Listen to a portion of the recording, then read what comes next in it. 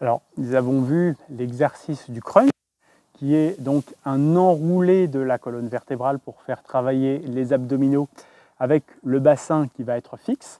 Eh bien, les enroulés de bassin ou relevés de bassin ou relevés de jambes, eh bien, c'est le même type d'exercice, mais cette fois-ci, c'est le buste qui est en point fixe. Et donc, c'est la région du bassin qui vient être mobile. On voit comment effectuer cet exercice pour cibler le travail des abdominaux.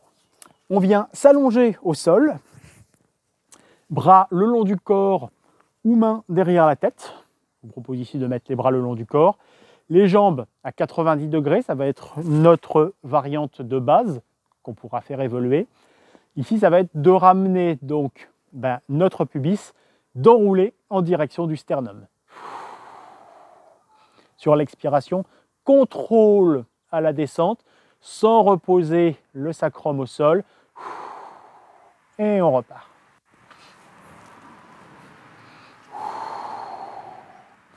Contrôle de la descente. Et on repart. La juste amplitude est une amplitude donc qui part à peu près de la verticale des cuisses aux cuisses légèrement vers la poitrine. Si on vient descendre ici les jambes davantage en direction du sol, eh bien le mouvement s'en vient à effectuer une flexion de la cuisse sur le bassin qui va solliciter le psoas. Ce n'est pas ce que l'on recherche.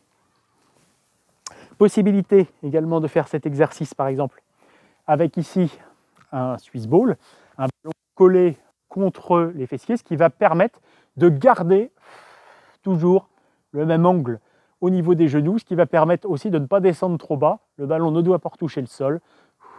Et on repart.